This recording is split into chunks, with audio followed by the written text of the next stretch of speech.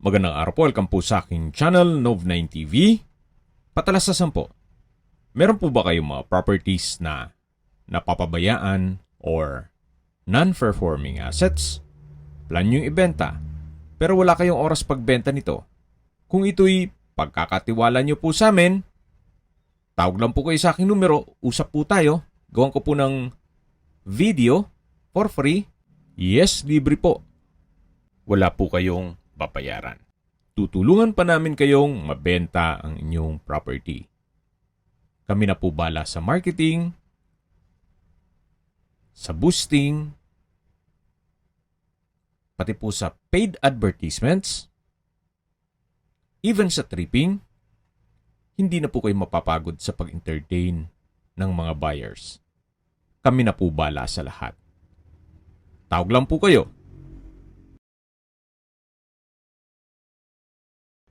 Nandito po tayo ngayon sa isang exclusive subdivision na malapit po sa Tagaytay. Ito pong bagong video presentation natin ay isang house and lot na may lot area na 489 square meters at corner lot po ito. Ito pong bahay ay may floor area na 350 square meters at nasa loob po ito ng exclusive community na kompleto po ang amenities gaya ng clubhouse, basketball court, parks and playgrounds, 24-hour security, at marami pa pong iba. Tungkol naman po sa dokumento nito, ito'y titulado, buhay po ang may-ari, kaya wala po kayong maging problema sa documentation o sa transfer ng title. Reason for selling, property liquidation po. At sa Quezon City po sila nakatira, pumupunta lang po sila dito para bisitahin ang bahay. Yan po yung garahe. Nakakasya po ang dalawang SUV. Well-maintained naman po ito. Gawa ng meron pong nagme-maintain ito na caretaker. Yan naman po yung main door. At dito naman po ay may setback papunta sa corner side nung bahay at punong-puno po ito ng ornamental plants.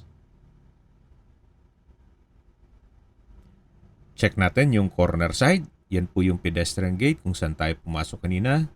Meron pong African talisay. Then the rest, hindi na po ako familiar dun sa mga variants o klase ng mga ornamental plants dito. Hanggang dun po yan sa dulo. Ito po yung corner side ng property.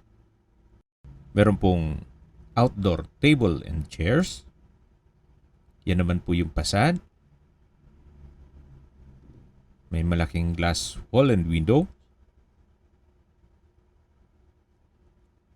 Yan po yung corner side ng bahay. Napakaganda po, napakaaliwalas. Ito pong subdivision ay nasa mataas na lugar. Ang estimated elevation above sea level ay 2,000 feet. Dito naman po sa loob ng subdivision ay napakatahimik. Sariwa ang hangin at malamig po ang klima. At ang kagandahan pa po ay paglabas nyo ng subdivision, highway na. Kaya accessible din po ito ng public transportation. Mula po Manila, kahit mag-commute po kayo, pagbaba nyo po ay nasa gate na po kayo ng subdivision na kung saan 900 meters lang po ang distance mula dito sa property papunta sa highway. Ito po yung balkonahe, meron pong rattan set at center table, meron din pong indoor plants at dito naman po yung main door. Naka-solid wood door at welcome po dito sa bahay ni Ma'am at Sir. Fully furnished po ito. Siyempre, yung mga personal stuff nila ay hindi po kasama. Pero sabi nga ni owner, ilang mga importanteng gamit lang naman na may sentimental value ang kukunin nila. Then the rest na makikita nyong furnishings and appliances, especially mga built-in, ay kasama po. Yan po yung hagdan at dito naman po yung living area o salas na meron pong malaking sliding door and glass wall na papunta sa open lanai. Ito po'y naka-double high ceiling. Then meron pong chandelier. At yan naman po yung glass railing sa second floor. Mula naman po dito sa may living area, matatanaw natin yung dining area at formal kitchen. Open concept lang po ito, walang partitions, kaya nakakapaaliwalas ng area. Naka-ceiling cove design, may pin lamps, may console table, vanity mirror, may mga paintings, indoor plants. Meron pong 8-seater dining set. At siya nga po pala, mabanggit ko lang po sa inyo, ito po'y owner's built. Kaya hindi po nila tinipid. Yung iba po sinala rin nag-design through assistance ng kanilang arkitekto at na-monitor nila yung construction nito.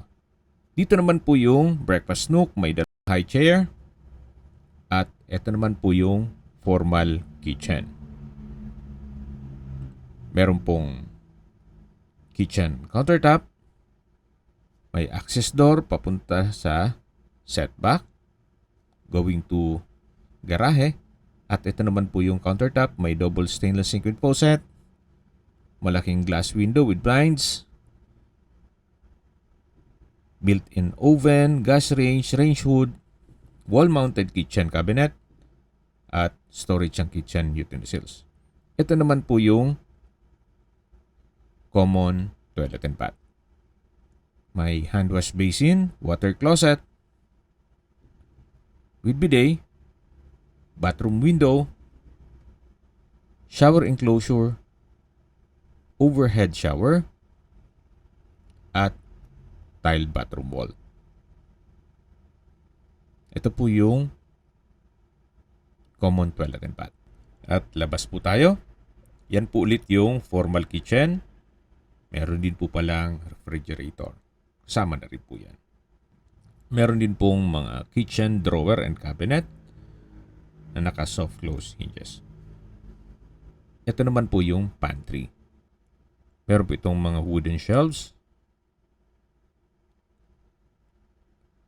At sa likod po niyan ay yung garahe na.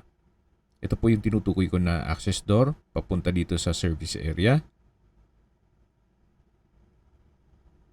Laundry area na naka-polycarbonate roofing. At yan naman po yung access gate papunta naman sa garahe. Yan naman po yung access door na papunta naman sa stock room.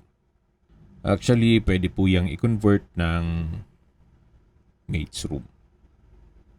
Yan po yung service area, yan po yung gate papunta sa garahe, at ito naman po yung pabalik sa loob ng bahay at formal kitchen. May kitchen countertop, may gas range, oven, range hood, refrigerator, may microwave. Dito naman po yung pantry at common toilet and bath. Ito naman po yung breakfast nook, may high chair, at dito naman po yung dining area na may 8-seater dining set. Meron din pong chandelier, naka-ceiling cove design, at dito naman po yung covered lanai. May mga indoor plants at rattan set. May wall-mounted display rack. At ito naman po'y hanggang dito sa kabilang side. Meron din pong security grill sa taas. Yan po yung kitchen window. Dito naman po sa dulo ay meron din pong steel gate. At pati po sa taas ay may security grill. Pag lumabas po tayo dito, ito naman yung papunta dun sa may outdoor na table and chairs. at punong-puno po ng ornamental plants na malapit po sa corner area. Yan po ulit yung covered lanai. At babalik na po tayo dito sa loob. Meron pong sliding glass window. At dito po yung dining area, yung formal kitchen, sa dulo yung main door, at dito naman po yung living area o salas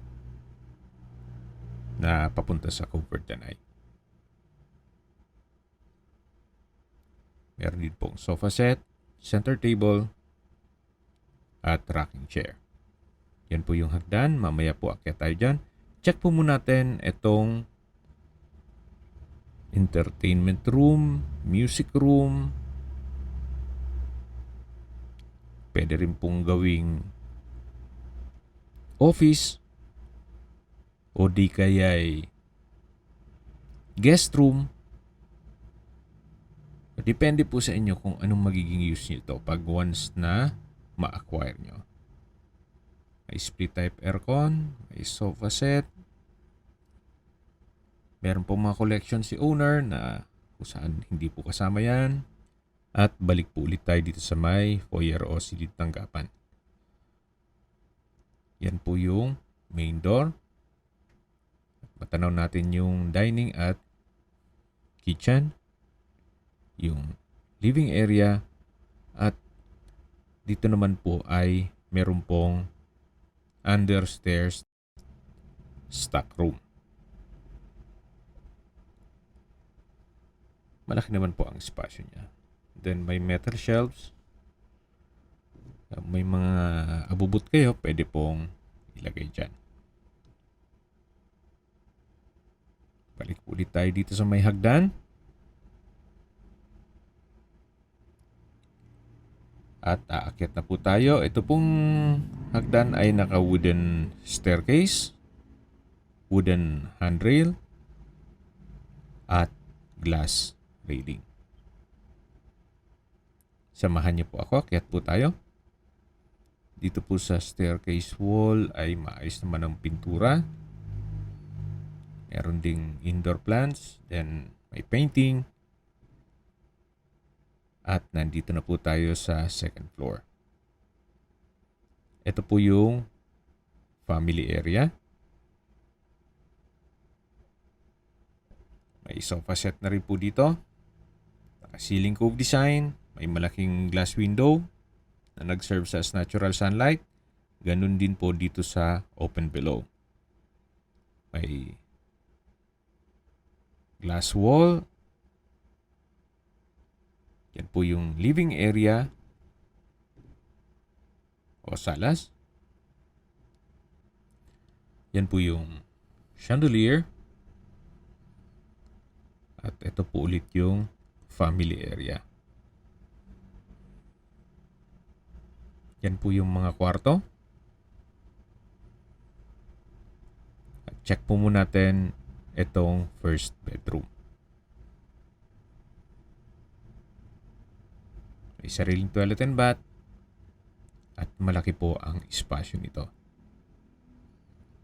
Naka-ceiling cove design, may bed frame and mattress, bedside table, lampshade, may customized glass window na nag-serve as natural sunlight,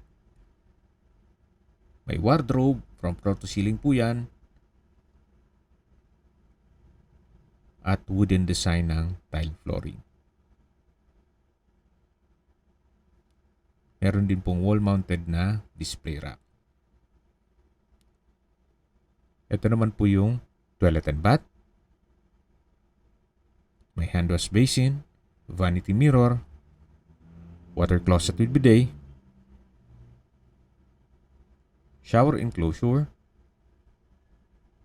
From floor to ceiling po ang tile bathroom wall, may towel rack, overhead shower, at may bathroom window. Ito po yung toilet and bath ng first bedroom. At labas na po tayo para check natin yung ibang parte ng bahay. Balik po ulit tayo dito sa may family area. At yan naman po yung ibang kwarto. Mamaya po check natin yan. Meron din pong console table. At check po muna natin itong pangalawang kwarto. Sa spasyo, sakto lang. Hindi naman siya ganun kaliit at hindi naman ganun kalaki. Meron din pong customized glass window, may split type aircon, bed frame and mattress, bedside table with lampshade. Then from floor to ceiling po ang wardrobe at wooden design ng tile flooring. Meron din pong customized glass window na nag-serve sa as natural sunlight. Labas na tayo dito. Ito naman po yung toilet and bath. Halos same design ng mga doors. May vanity mirror, hand wash basin, water closet with bidet. Then meron din pong shower enclosure. May wall-mounted towel rack, overhead shower, tile bathroom wall, at may bathroom window. Ito po yung common toilet and bath. At ito naman po yung family area.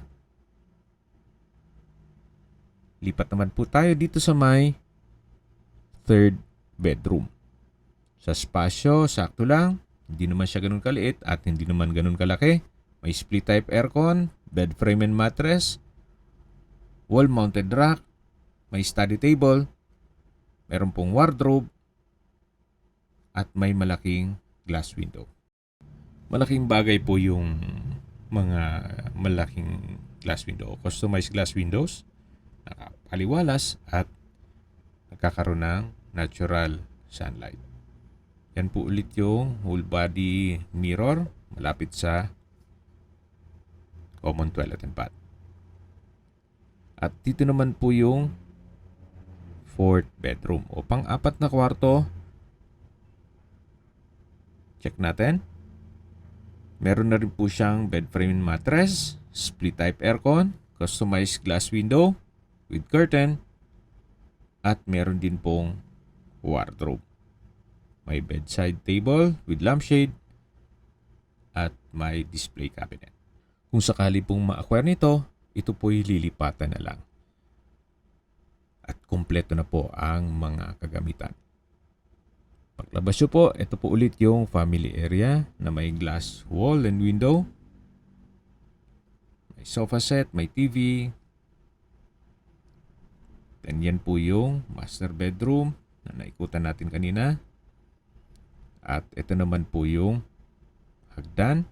Mamaya na po tayo aakyat dyan. Papunta po yan sa third floor. Ito naman po yung balkonahe. Malaki naman ang spasyo. May rattan coffee table. Two-seater po yan. At yan po yung glass wall sa open below. Ito po yung sa may covered lanay na may security grill.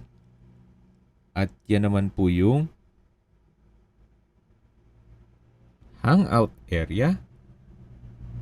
At yan po yung corner side ng property. Ito po yung balkonahe. At yan po yung glass wall dun sa may open below. Balik po ulit tayo dito sa loob. Yan po yung open below. At yung living area dun sa baba. Dito naman po yung family area. At matatanaw natin yung mga kwarto sa second floor. Bali, 4 po yan lahat. At dito na po tayo sa hagdan. Naka glass railing na rin po dito. Samahan niyo po ulit ako. Akyat po tayo. At dito na po tayo sa third floor. Meron pong enclosed area. Actually, kung marami kayong guest, pwede po dito.